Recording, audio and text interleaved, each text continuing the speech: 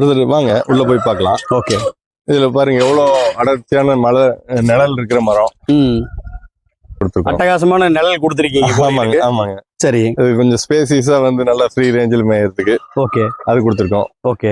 குப்பை குழி வெட்டி வச்சிருக்கோம். அது குப்பையெல்லாம் அள்ளிட்டு கொஞ்சம் பெரிய குழியை வேணுங்கிறதுனால இப்போ வெட்டி வச்சிருக்கோம். ஓ, மறுபடியும் ரீஃபில் பண்ணணும். குப்பை குழினா இது வந்து மாட்டு சாணங்கள் போடுற மாட்டு சாணம் போடுறதுக்கு. ஓகே.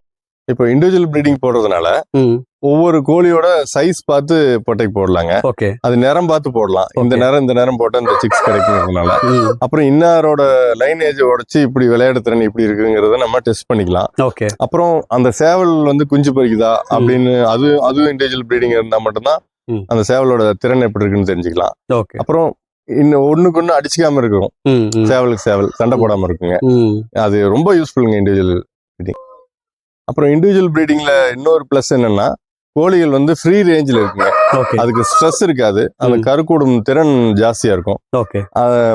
சிக்ஸும் பாத்தீங்கன்னா நல்லா growth-ஆ இருக்கும். நல்ல பெரிய பெரிய சிக்ஸா கிடைக்கும் அப்படிங்கறதுனால.